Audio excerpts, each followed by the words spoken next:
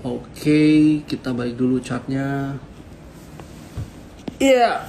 Nah, teman-teman bisa lihat di sini ya. Ini chartnya, chart IHSG ini teman-teman ya.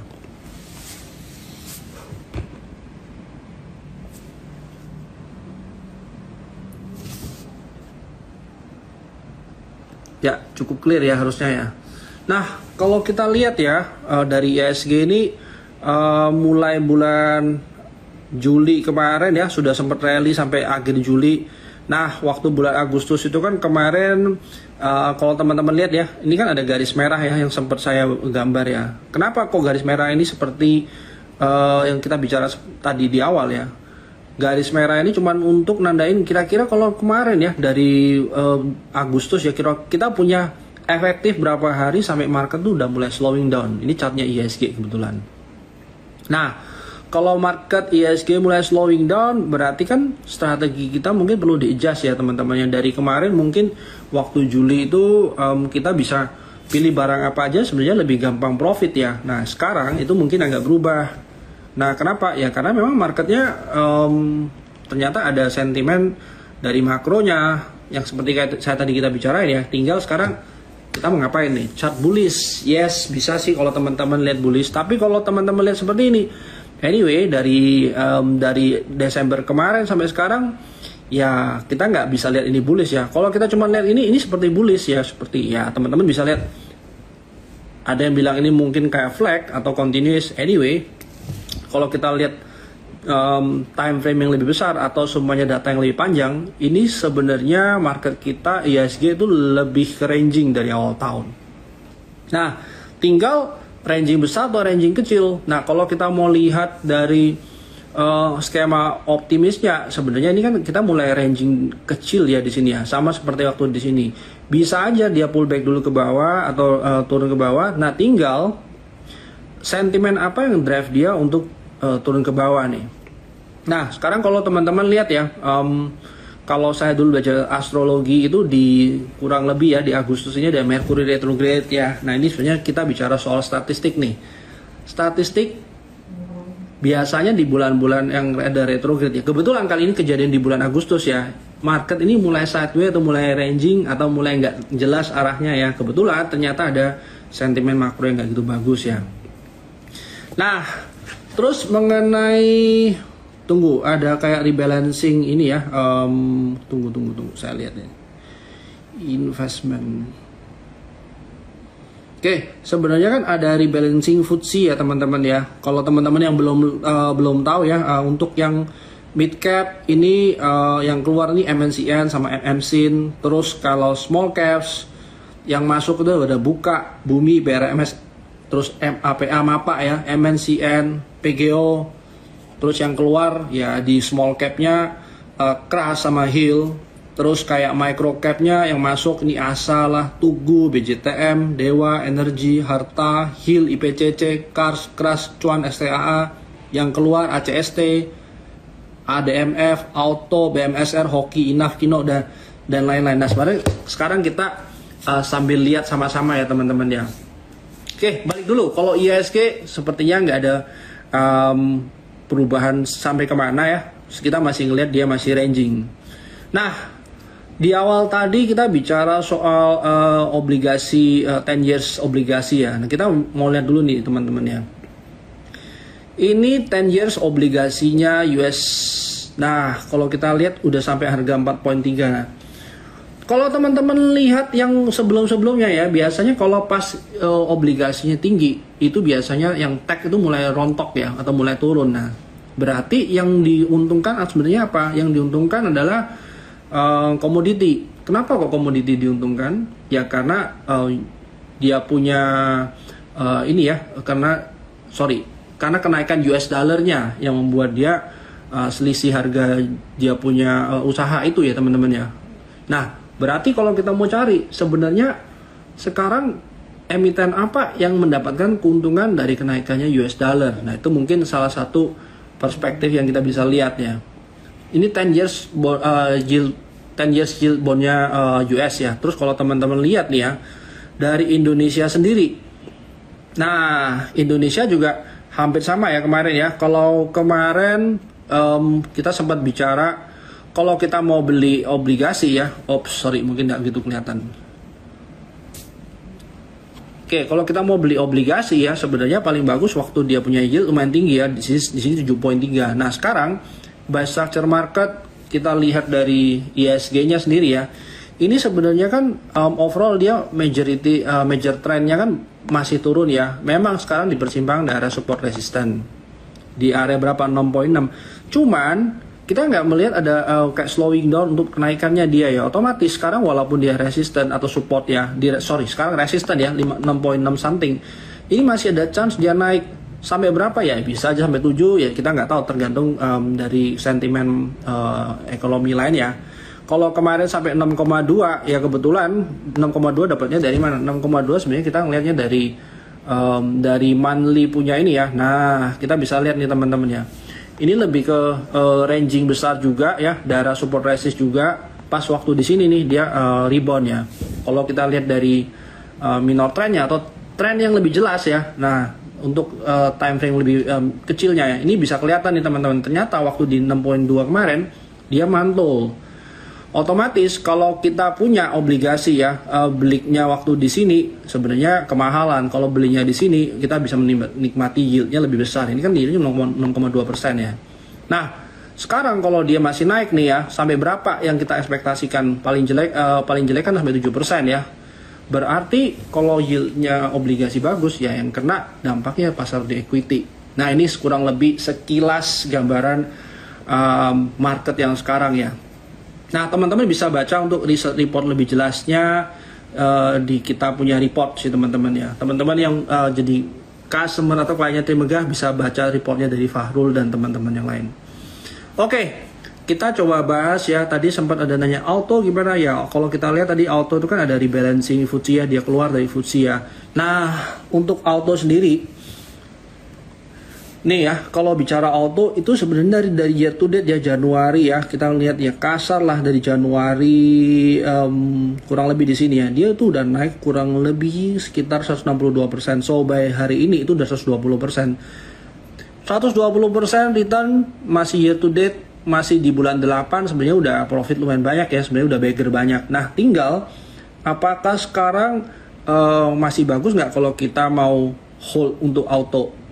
Ya kalau kemarin dari beberapa house itu kasih targetnya kurang lebih 3.500, sebenarnya udah mencapai target ya. Memang kita masih cukup optimis dari auto ini sampai ke 4.000 ya. Tapi kita harus lihat nih perkembangan untuk dari makroekonominya. Kalau kita lihat dari yang sentimen GIAS ini ya, sebenarnya dari tahun 2021 kemarin ada kenaikan dari 11 dari berapa saya lupa ya, sampai 11,4 triliun ya. Nah kurang lebih di tahun ini kemarin kan targetnya sampai 15T dari GIAS punya event sendiri. Nah kita bisa lihat sentimen target yang diharapkan memang naik ya teman-teman. Tapi kalau kita lihat dari year to date dia udah naik 120%. Nah gimana sama teknikalnya? Kita bisa lihat ya teman-teman ya. Teman-teman bisa compare untuk si auto ini ya. Pullback yang ada di sini, contohnya pullback yang ada di sini, pullback yang ada di sini dan di sini. Kita bisa lihat ya, dia sebenarnya makin cepat nggak? Oke, yang pertama, yang kedua, gimana pullback yang di sini dibandingin pullback yang terakhir? By technical sebenarnya ini bukan lagi ideal sih. Nah, kita bisa lihat ya teman-teman ya. Waktu kemarin itu kan sekitar 4 hari penurunan, ini candlenya lumayan kecil ya. Berarti kita harus lihat dari volumenya juga sebenarnya lumayan sehat lah. Sedangkan dari kemarin yang tanggal 11 Agustus itu volumenya lumayan naik ya untuk waktu dia pullback. Nah ini sebenarnya tanda-tanda market waktu semuanya kayak emiten ini nggak lagi ideal secara teknikal sih teman-teman ya. Kalau saya kemarin sempat masuk di 3130, harapannya sih dia ada rebound atau rebound ke atas sih sampai ke target yang kita mau. Tapi dari pullback seperti ini sebenarnya nggak ideal. Jadi kalau yang tadi tanya auto gimana? Ya menurut saya momen untuk sell on strength sambil kita nunggu pegang cash, just in case marketnya nanti ada shaking sampai bulan September, ya seenggak-enggaknya kita masih punya cash ya untuk dipegang atau beli barang waktu harga lebih murah. SM mungkin dari industri yang sama itu mungkin lebih oke ya. Dia nggak ditutup negatif, tapi kalau dilihat dari valuasi sebenarnya SM ini mungkin yang lebih mahal ya dibanding SM atau Dharma ya. Terus juga Auto ya. SM paling mahal mungkin, yang berikutnya si Dharma ya. Nah, barusan Auto yang lebih cheap daripada mereka semua. Nah, bagaimana kalau semuanya kayak barang-barang yang ke Astra? Nah, Astra sendiri kemarin by technical dia sempat closing gap. Ya, closing gapnya di 66 something sampai berapa, 6725. Tapi kalau teman-teman lihat ya, pullbacknya juga terlalu kenceng sih. Malah kalau teman-teman mau objektif, ini ada yang ngomong, ya ini potensi dia buat double top lah. Artinya kalau dia buat double top, ya chance untuk turun atau pullback lebih dalam ya masih bisa. Otomatis kalau kita lihat ya, menurut saya strategi yang paling wise sekarang ya kita hindarin dulu yang big caps nih, mungkin yang mid to small caps atau mungkin yang exposure terhadap foreign itu nggak lebih besar, itu yang lebih sehat sih. Nah, ini kalau untuk Auto. Sebentar ya, saya sambil lihat ke atas tadi ya.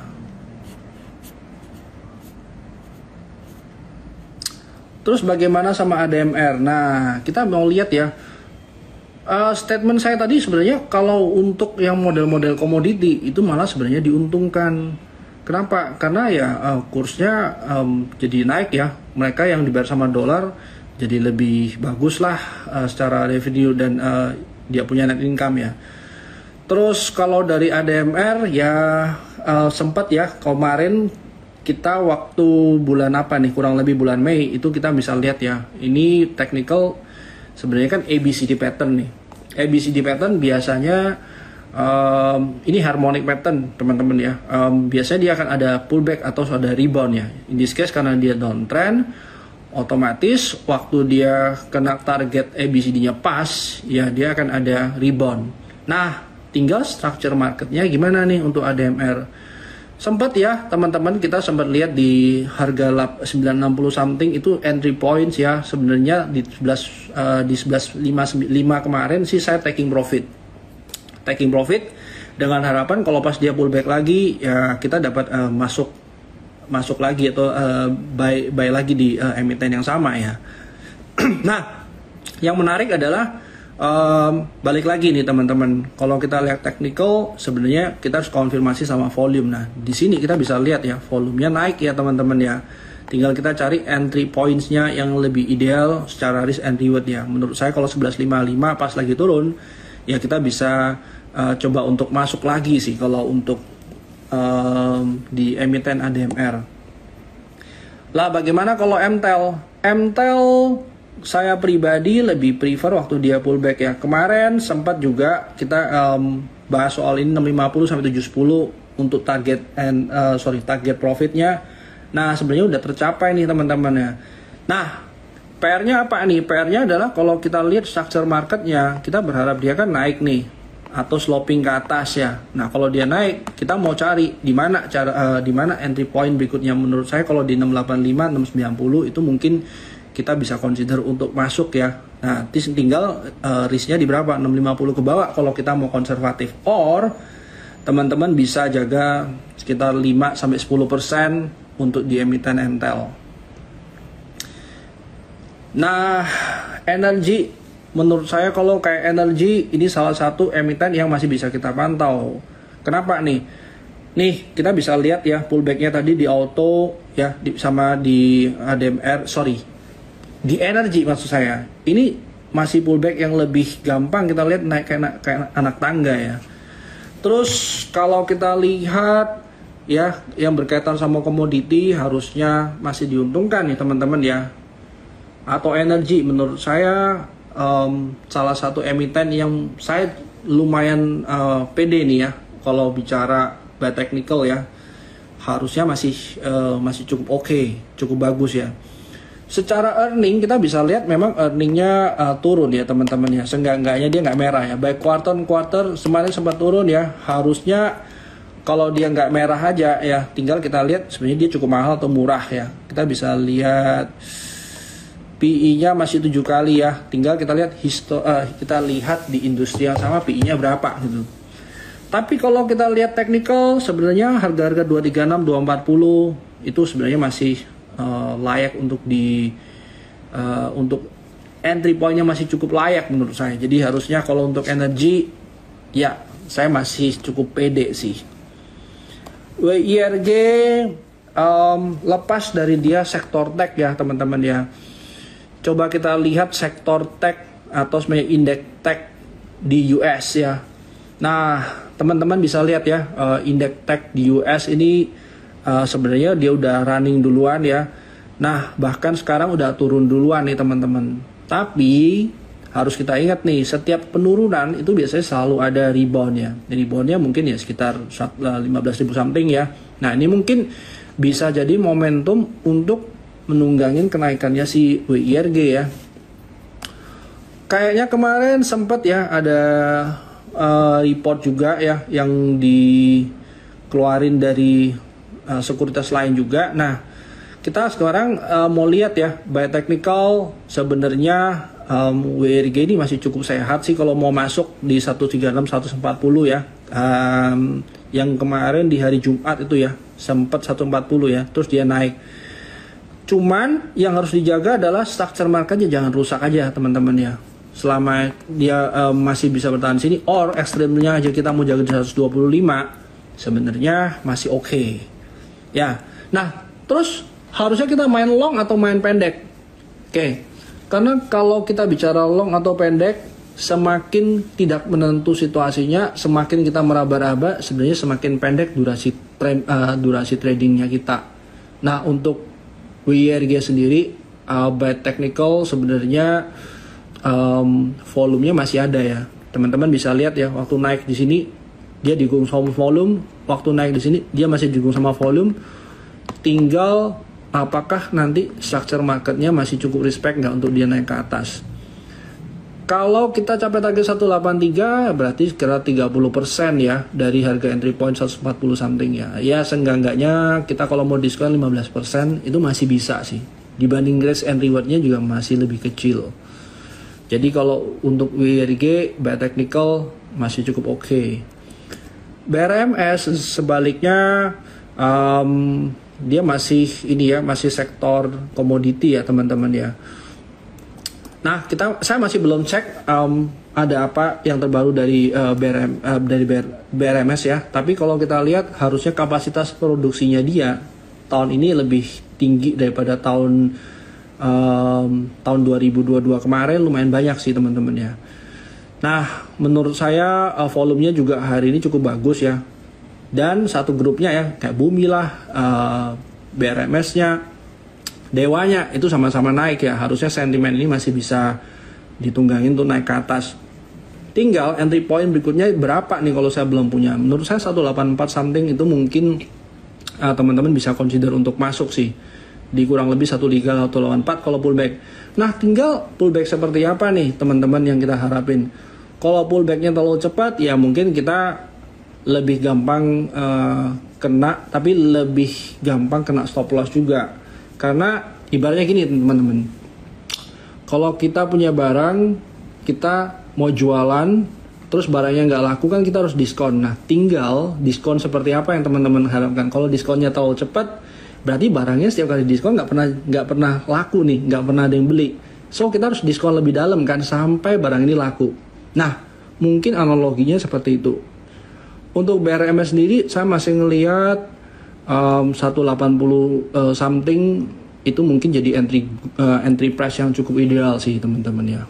Kalau untuk BRMS dilihat dari kayak Buminya juga cukup respect ya dari technicalnya ya, teman-teman bisa lihat mau pakai moving average juga sebenarnya masih oke.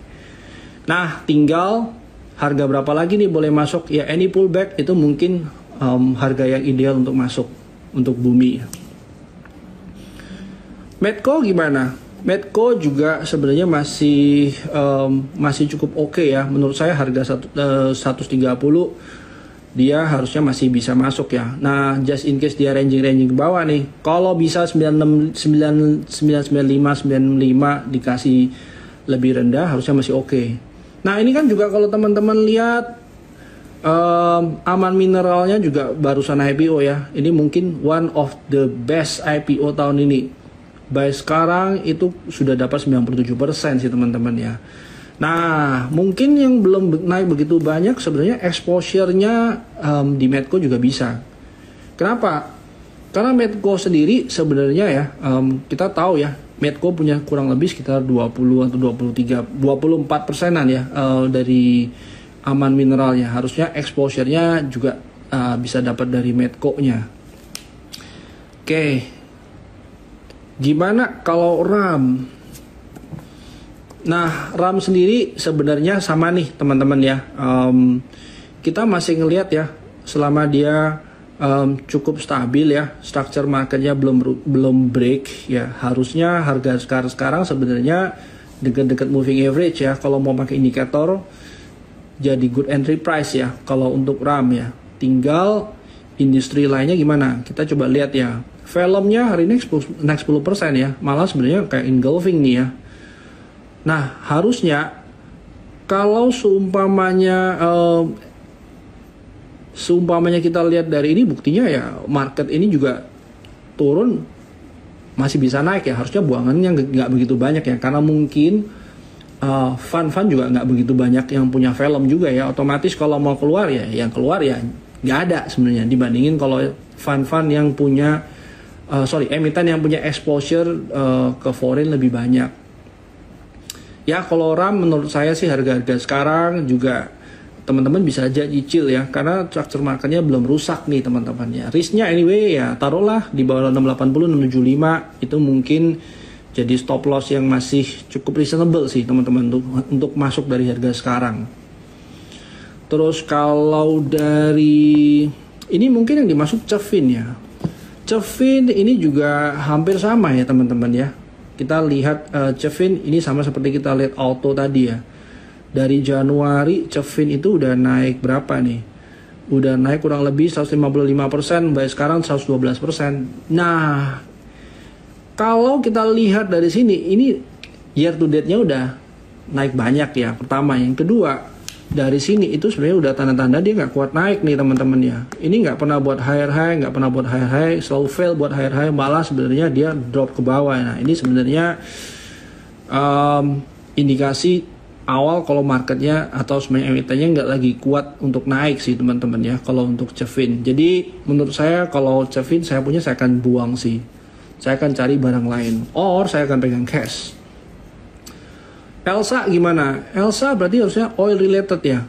Nah, kalau kita bicara oil related, harganya oil sebenarnya udah lumayan naik ya, lumayan stabil juga ya. Harusnya harga sekarang kalau teman-teman masuk mungkin cukup oke juga harga sekarang. Kita taruh stop loss di bawah sini 372 ya.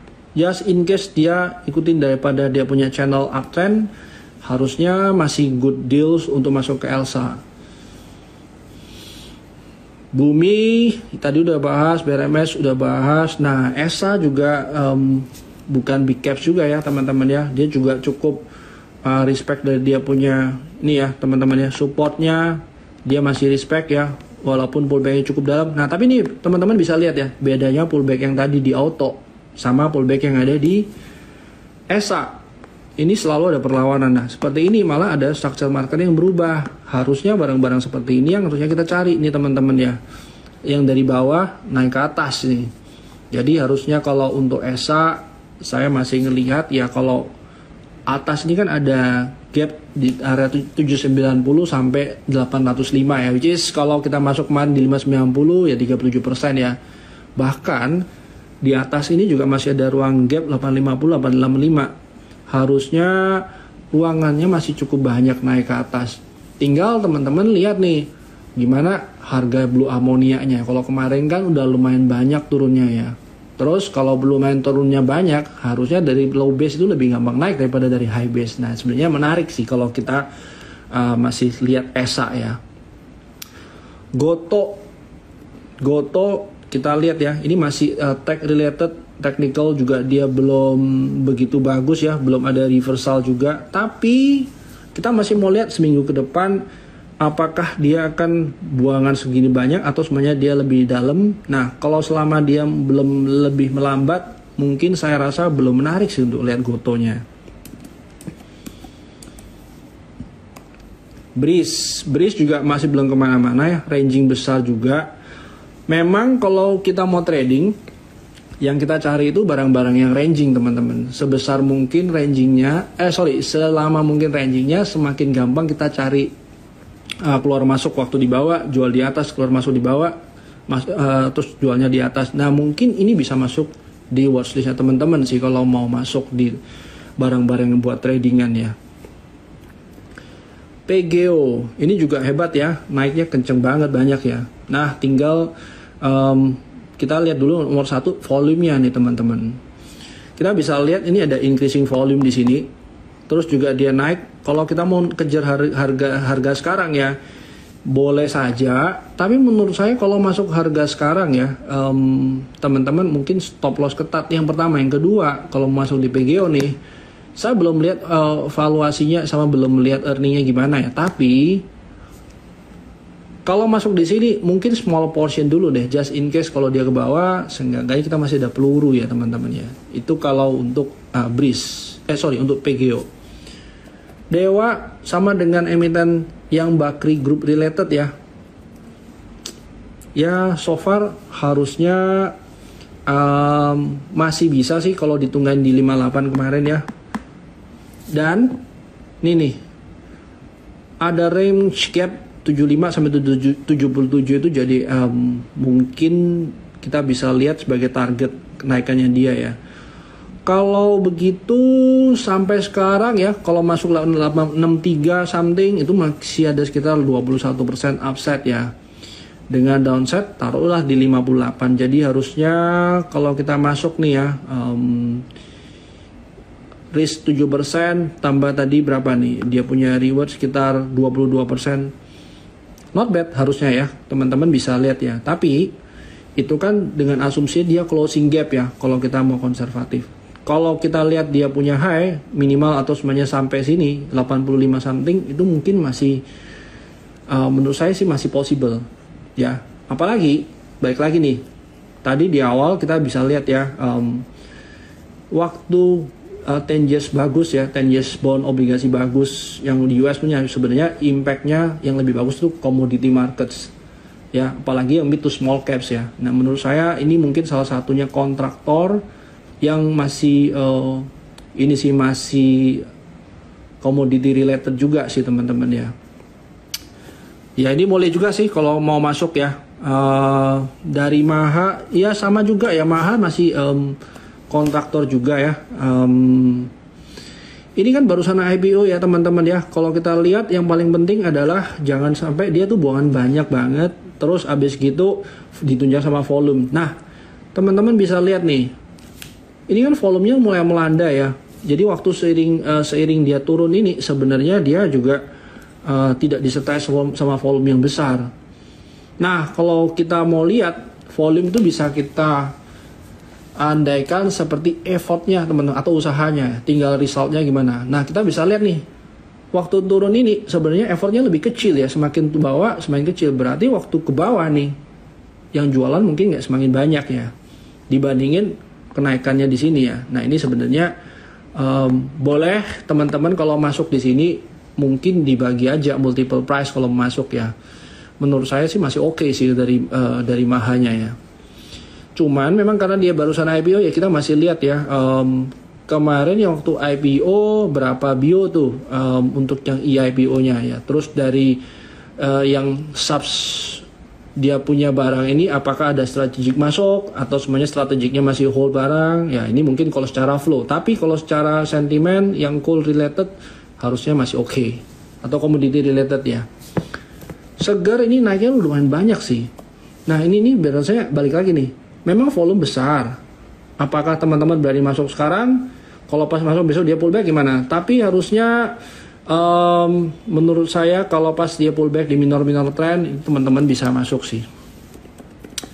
Tugu masih ranging besar ya teman-teman ya. Harga-harga sekarang memang good entry price untuk masuk ya. Sampai 11.30 berarti risk sekitar 7%. Menurut saya kalau semuanya Tugu ini kemarin kan teman-teman pernah lihat berita ya, dia menang gugatan dari yang Citibank ya. Nah, tinggal apa nih view yang kita mau lihat. Kalau saya masih merasa dari Tugu secara valuation dia sebenarnya masih cukup murah sih teman-teman ya. PBV under 1. Lalu juga dilihat risknya juga masih kecil. Terus ini good company lah sebenarnya, value company ya. Nah, tinggal risk berapa banyak yang kita mau jaga sih. Menurut saya harga-harga sekarang harusnya masih oke untuk masuk sih. Itu kalau untuk Tugu ya teman-teman ya. Kita lihat WIRG tadi udah dibahas ya WIRG. Silo juga sebenarnya sempat naik sudah ya teman-teman ya. Technically memang dia belum ada structure market yang rusak ya. Sebenarnya juga masih oke. Harusnya kalau kita mau masuk di sini nih, tunggu dulu. Kalau kita mau masuk tuh di harga-harga sekarang, terus kita assume risikonya jangan sampai di bawah last support, harusnya harga sekarang risk 6% dengan ini ya target ke high yang paling tinggi aja itu masih 15%. Harusnya sih masih oke ya. Tapi ingat memang sektor ini bukan sektor yang lagi seksi ya teman-teman ya. Orang-orang pada lihat enggak. Cuman technically masih oke. M-Sky. Ini grup-grupnya dia pada naik ya. Nah, ini nih.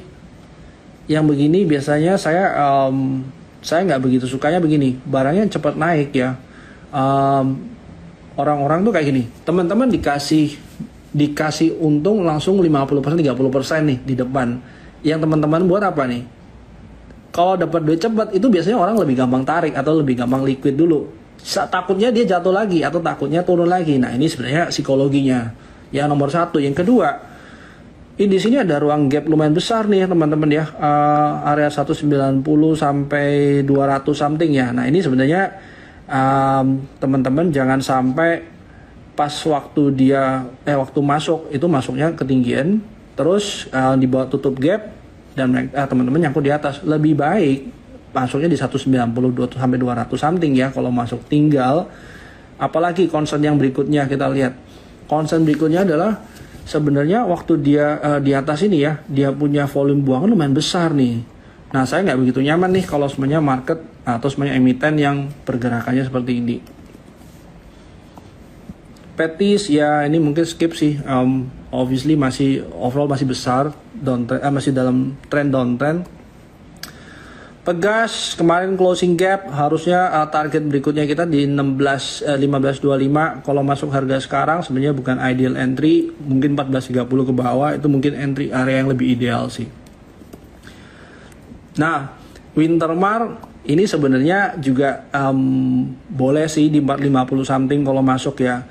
Wintermar ini mungkin salah satu emiten yang kita juga bolak-balik bicara dari mungkin akhir tahun lalu ya teman-teman ya.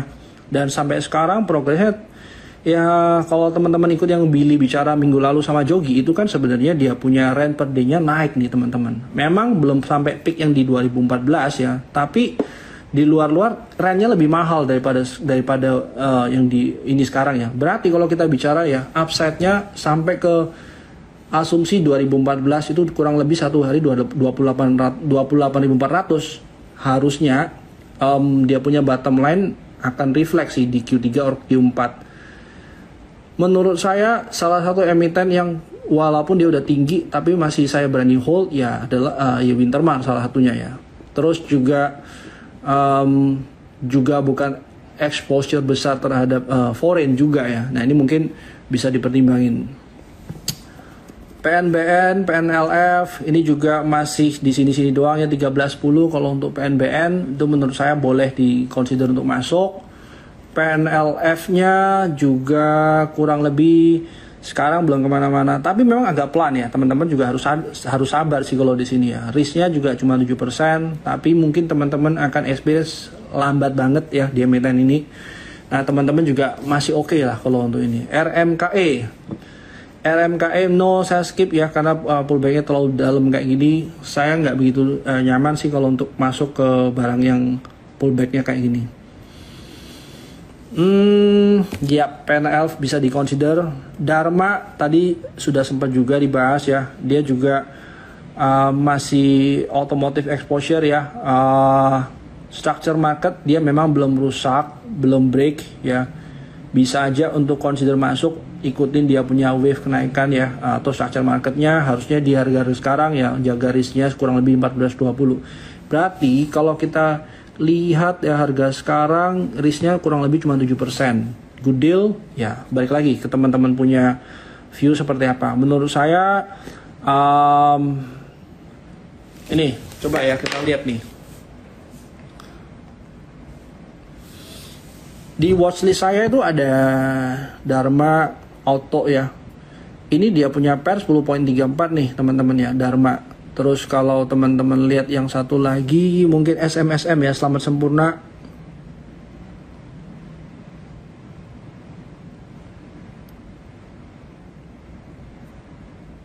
Nih kita bisa lihat ya, pairnya udah 14 kali, which is lebih mahal ya daripada Dharma. Sementara autonya sendiri itu masih 9 kali, which is lebih murah ya. Dan auto mungkin exposure-nya lebih ke Toyota punya grup ya. Tinggal bagaimana teknikalnya. Menurut saya teknikalnya memang belum break. Ideal atau enggak ideal karena terlalu cepat sih. Malah sebenarnya lebih ya, naiknya power sama cepat sama turunnya power. Nah ini sebenarnya nggak begitu ideal. Tapi kalau mau teman-teman trading coba berdasarkan risk and reward, sebenarnya masih bisa dicoba. MBMA. Nah, MBMA juga sejak IPO juga belum kemana-mana ya, lebih ranging, lebih boring juga ya. NCKL somehow lebih menarik sih menurut saya ya. Harga-harga sekarang, risknya juga cuma 4% ke last supportnya dia. Dengan asumsi dia closing gap 1110 itu harusnya upside kurang lebih sekitar 20% ya, which is hampir 5 kali ya teman-teman ya. Nah itu juga boleh. Arto ini salah satu digital banks ya. Sebenarnya kalau kita mau Arto pegang lama harusnya masih bisa ya. Memang dia punya structure market, primary trendnya dia masih uptrend ya overall teman-teman ya. Cuman secondary trendnya masih downtrend dan belum ada reversal. Tapi kalau kita lihat nih ya, Arto ini kan masih bau tech juga ya teman-teman. Sementara tech ini kalau sama 10 years bond obligation ini lebih korelasi terbalik nih. Jadi mungkin itu sih konsiderasinya.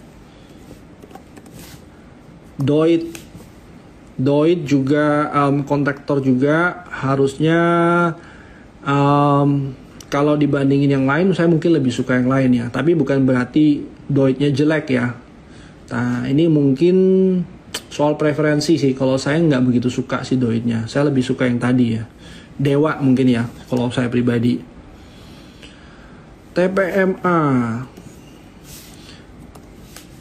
ini juga saya suka sebenarnya di harga 492.505 ya. Itu teman-teman boleh coba untuk entry point di sana sih, 495 sampai 505. Ya thank you buat yang nanya, ini juga saya lupa update sih. Ini boleh sih kalau kita mau coba consider masuk di sini.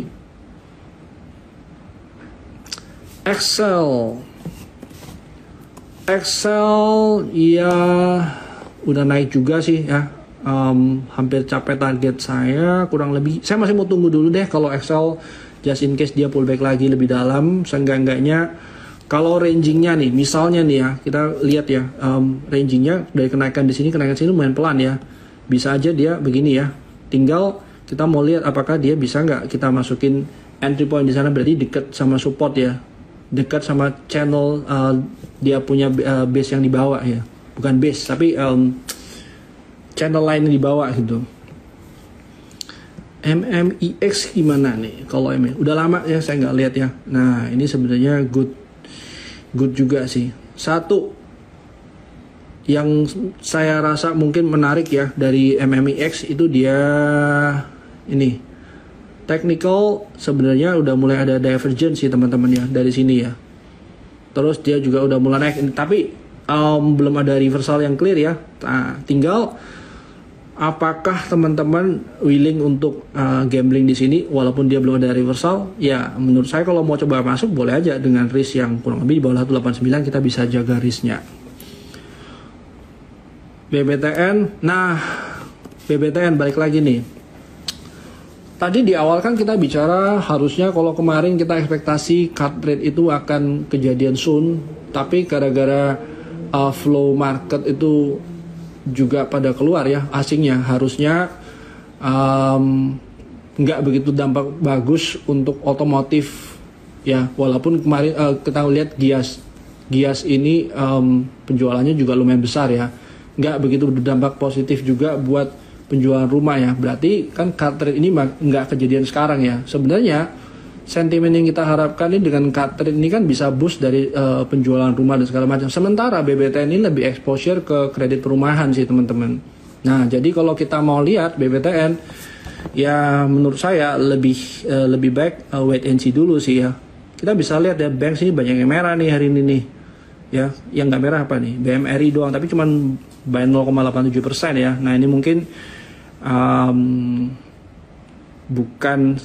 bukan salah satu ini ya sign yang bagus sih menurut saya selama bulan Agustus ya. MAPI, nah kita kalau MAPI sebenarnya udah cukup lama ya bahas ini. Nah tinggal kita bisa ngeliat juga nih, balik lagi nih rule of thumb-nya kita bisa lihat ya, dia punya kenaikan year to date-nya udah berapa persen. Yang kedua juga menurut saya sih dari technical juga dia kayak double top ya teman-teman ya. Terus juga teman-teman lihat volume penjualannya juga lumayan besar sih. Nah, kalau teman-teman mau coba masuk ke sini gara-gara dia lagi murah, fullback, menurut saya lebih baik cari yang lain dulu deh daripada MAPI sih. VKTL ya saya masih suka ya kalau VKTL. Terus terang 133 134 saya udah nambah position ya. 13134 131 kalau bisa dapat ya even better price, harusnya jadi salah satu emiten favorit yang masih saya pegang nih ya. Friend obviously saya nggak ada gambaran sekarang ya.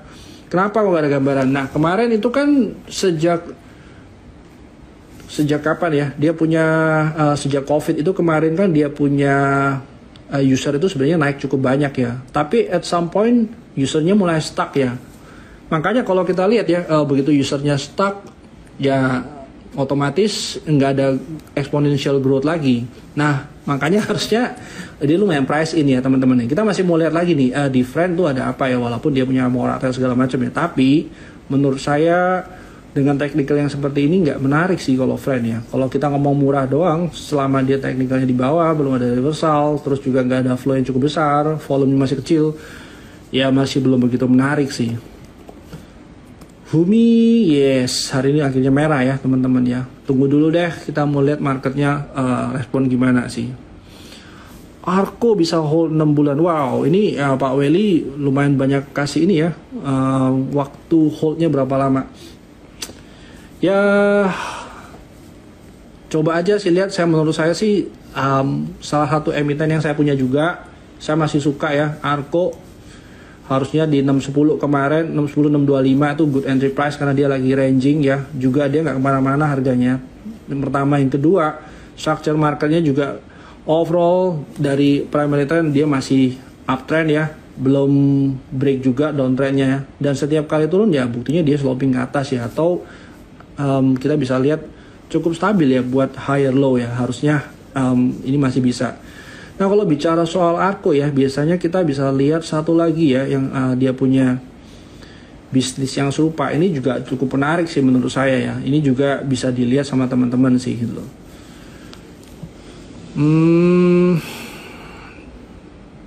Tugu tadi udah dibahas, Maha tadi udah dibahas, Asya ini juga cukup lama saya nggak lihat. Naik terus tapi ya, well ini sebenarnya any minor trend kita bisa masuk, any minor trend pullback itu mungkin kita bisa consider untuk masuk. Tapi teman-teman harus lihat juga kalau untuk kayak di Asa ini dia punya turnover berapa? Turnovernya kurang lebih satu hari 5,93 bio ya, hari ini doang nih.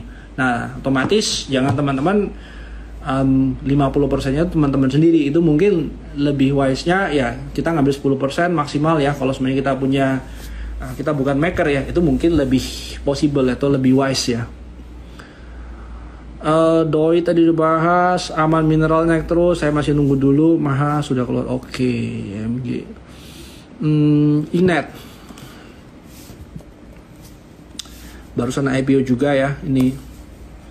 Nah ini juga udah mulai pelan sih, udah mulai ranging ya. Ini mungkin saya masih wait and see dulu. Tapi kalau teman-teman assume ini bakal ranging begini ya, sebenarnya bisa aja kita coba untuk spek untuk masuk di sini, jaga risikonya paling rendah cuma 176 ya. Or teman-teman bisa taruh 176 di bawah dikit, siapa tahu dia cuma buat shadow ya.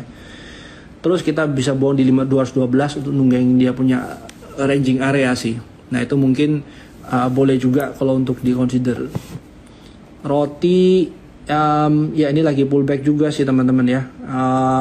Sama ya, kalau saya punya komen dia punya pullback terlalu cepat ya, walaupun volumenya kecil tapi dia lebih bagus daripada yang kayak auto tadi. Mungkin kalau saya mau coba spek di harga-harga sekarang sebenarnya boleh ya. Tinggal berapa nih kalau saya mau spek sekarang, kurang lebih risikonya sampai di ini 5%, asumsi cuma dia sampai ke atas di area resisten 9%, harusnya masih good deal sih.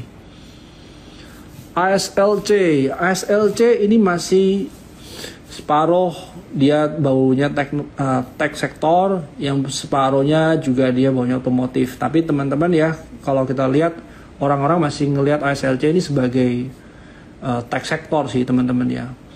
Concernnya juga sama ya. Saya lumayan suka sama grupnya ya. Grupnya TPR Hamad, harusnya dia operasionalnya cukup excellent. Tapi kalau dari ASLC sendiri pullbacknya, kalau secondary trendnya belum ada reversal ya, teman-teman juga bisa lihat ya, memang di area dia oversold. Nah mungkin kalau mau lihat ASLC dengan risk di bawah 103 sebenarnya nggak begitu jauh ya risknya, dari risk and reward cukup menarik ya. Cuman balik lagi nih, waktu market nggak begitu jelas, saya lebih prefer untuk trading sangat short term sih. Nah ini kalau semuanya dia ada kita masuk sekarang ya, mungkin di area 113 saya akan coba exit dulu sih. Oke, APLN ya mungkin skip dulu. Terus juga LPLI juga skip dulu. Buka juga sebenarnya bisa sih dibuat trading ya. Buka ya harusnya 224 kemarin jadi entry point untuk masuk sih. Kalau coba masuk 2234 itu mungkin masih bisa juga. MBMA tadi udah dibahas. ACST lumayan ya ACST ya. Saya mungkin di sini deh kalau mau masuk ACST, sedekat mungkin sama moving average punya area. Ini mungkin lebih masuk akal kita masuk di sana sih.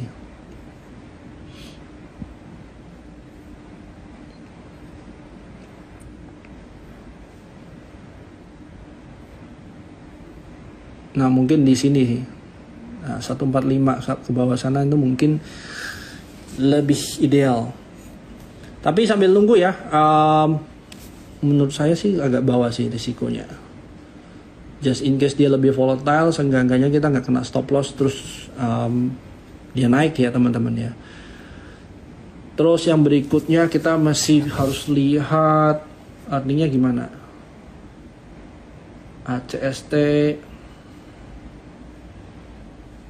earningnya masih negatif ya teman-teman ya. Kalau kita lihat ya, memang mengecil ya dibandingin sebelum-sebelumnya. Sebenarnya cukup bagus ya. Kalau semuanya kita bicara grow itu bukan berarti dari negatif jadi positif. Jadi negatifnya banyak, jadi negatif lebih sedikit, itu juga termasuk grow ya. Harusnya